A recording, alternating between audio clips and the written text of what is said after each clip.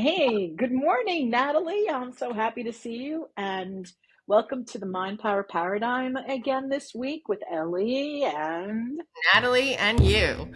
So, yeah, Ellie, I love our talks right before we hop on this. We should just hit the record button prior to even doing this. But anyhow, today we really want to really just discuss self-care.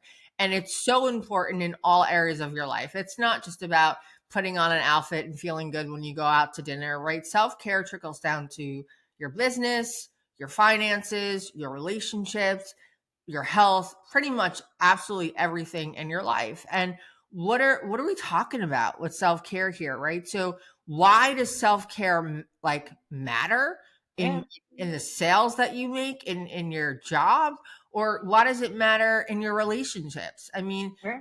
if I asked you that question, what does self-care matter, Ellie, in the sales that you're making in your everyday? Like, what would you say to that?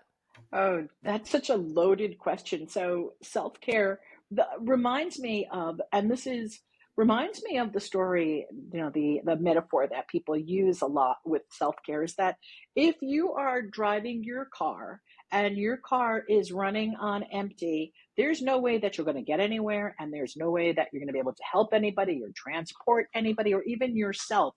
And so many people that I have met in the world of my business and over the years of being on the planet take self-care and step back and think that they have to take care, especially women, right? We know this culturally, they have to take care of everybody else before they take care of themselves. And then all of a sudden one day they realize, like, wow, the airplane says, the whatever, we're told when we get on a flight, put your oxygen mask on first before helping somebody else.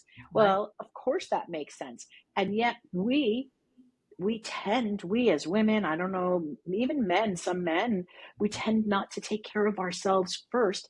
Because when we take care of ourselves first, and we're not talking overindulging or narcissism, we're not talking about any of those buzzwords. We're talking about actually taking physical care of ourselves, mental care of ourselves, before we can take care of anybody else and help anybody else. And that to me is self care. And so many people just ignore it. Oh, I'll do that later. I'll take care of myself later. I'll do that later. I'll go to the gym later. I'll go here later. I'll go that. In the meantime, they never get there. And yeah, Yeah. this is an ongoing problem that I see with my clients. And I'm going to be honest, I even struggled with this myself. I have three children. I mean, I still do, but they're adults now. So it's not like, in your case where there are little people still running around that really need care. But Right. back in the day when I was doing wifey things, I was taking care of my mom, a dog, three kids, and working there. I put myself in the background so that I could take making sure that everybody else was okay. And then later on I was totally depleted, and it had an effect on everything. Of So I course. look at my own personal life and say, well, if I could do over, repeat, do over, well, now I can, but I would take care of myself first and then take care of everybody else, and everybody would be happy campers, I Yeah. think. Yeah, well, 100%. I love what you said about putting your own oxygen mask on. It's something that most people forget to do, but if you can't breathe life into yourself, you cannot breathe life into anything else that comes in your path for the rest of the day. Right? Right. So, it Absolutely. definitely starts there, and I heard a quote the other day that really hit me, and it said, the magic you are looking for is in the work that you're avoiding. Mm, And I thought that was so powerful, right? Like it just hit me to say, because I see this a lot with clients, and it's just not wanting to know their current reality, or not wanting to, just carry out the execution, let's just say, of their protocol, their health protocol, whatever that looks like, right? And it made me think a lot about them, or even myself sometimes, right? Because I'm a human being, and the magic, we're all looking for magic in some aspect of our life, right? Whether that, hmm again, be health, relationships, finances. But if you're listening to this today, say that quote out loud. The magic you are looking for is in the work that you're avoiding, right? So there's no such thing as a free lunch in essence. And, sometimes, I think about this analogy often, but it really talks about self-care. So let's just take someone who's in a high sales position and they've noticed, that this new guy comes in, let's just say, and he's around the same age. He takes incredible care of himself, self-care. He's groomed nicely. His shirts are ironed. He's in great health, right? And you can tell that by him walking in the front door. And then there's maybe you, who same age as this gentleman. Maybe he your suit or your shirt that's dirty or not ironed, and you're 40 pounds overweight. You smell like a cigarette, right? So think about that. Now, both of you, right, go on 2 sales appointments that day.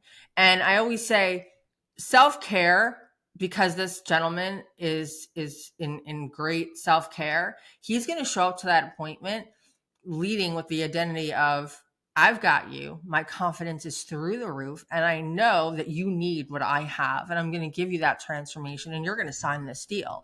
Versus the man who shows up that's disheveled, no self-care in his life, complete disaster, stumbles in the door, smells like a cigarette. The trust factor is completely gone by, the person that he's trying to make this deal with. And that person, the consumer, is probably thinking to themselves, if you can't take care of yourself, you're showing up here with no confidence either, right? And that shows in how you carry yourself. Then how can I trust you in moving forward that you're going to give me the transformation or what I'm seeking, right, from you as a consumer? So self-care trickles down to everything in your life. When you're in tip-top shape, maybe you're on a regimen of weight training and going to the gym, or just eating a nutritious diet, and your mindset is right, you're doing the mindset work, like, you're going to show up in any environment at the top of your game. And when I mean at the top of your game, your shoulders are going to be back. You're going to be uber confident in your conversations. You're going to be looking people in the eye, and you're going to be standing tall,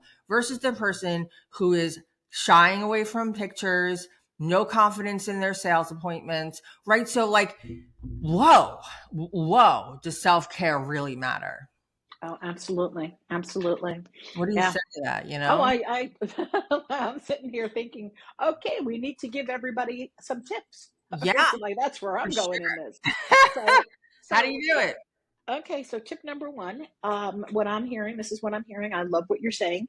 The magic you're looking for is in the work you're avoiding. So take out a piece of paper if you're listening to this, or open up your notebook and start looking at what is it that you're avoiding. What is it that you're avoiding? Are you avoiding eating healthy?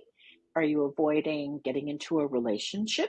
Are you avoiding making cold calls if that's your business? Are you avoiding going to the gym and working out? I mean, there's a ton of things. Are you avoiding cleaning out your clothes and buying a new wardrobe? I mean, it starts like, what are you avoiding? What are you avoiding?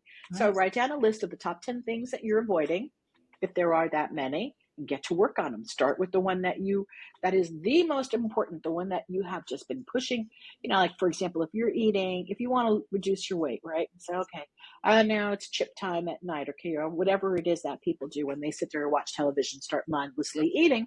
All right, that may be the one thing to avoid, and not just because you want to avoid it because, oh, it's going to make a difference and I'll be healthier, but what if it's that, recognizing that if I stop this, it will then give me that. Remember in our other previous recordings, living into the future now, Right. all of those, Right. the way you do one thing is the way you do everything. So you can go back and, listen to some of the previous recordings that give you tips and tools on that.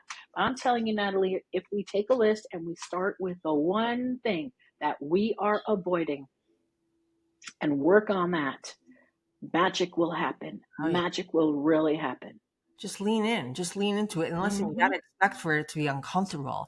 Nothing that you've been avoiding and now you want to start embarking on is going to be comfortable by any means. And I think as the human race, and how we're made up and our survival brains, right? Like we want to run from being uncomfortable. Our body Mm-hmm. wants to shift us right back to our old self and where we're safe and where we're comfortable. And that's the survival brain. But if you're going into this and you're leaning in hard and you're saying to yourself, like, this is going to be uber uncomfortable. Like this might be painful, but you know what? Just making that one step forward from removing myself from the environment, or not taking out on the chips before dinner, or after dinner, whatever. Or before. Or I don't know, or not going on benders on the weekend, right, and playing that Monday through Friday, like I'm on point, and then blowing it, on a bender over the weekend. Like if you just start making those, it's going to be uncomfortable. Yeah, it's going to be uber uncomfortable. Everyone's drinking margaritas, eating the chips and salsa, and you're like, I'll take my salsa and salmon over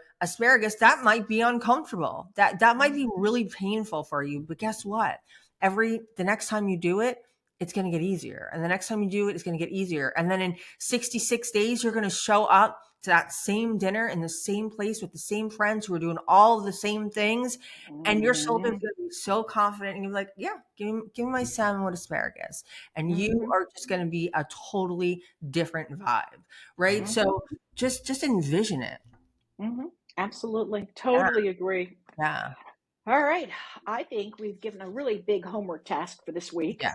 So For anybody sure. who I love wants to it. take it on, put in the comments, start putting what are you avoiding? Share with us, reach out. We will respond. All right. We're here for you. So, Natalie, anything else? Otherwise, I wish you a most wonderful weekend and our viewers also. And let's get to it. I got a couple of things on that list right now and I'm avoiding and I'm going to put on there and start today. Mm-hmm. Me too, Ellie. I have Yeah. a big ass whiteboard downstairs.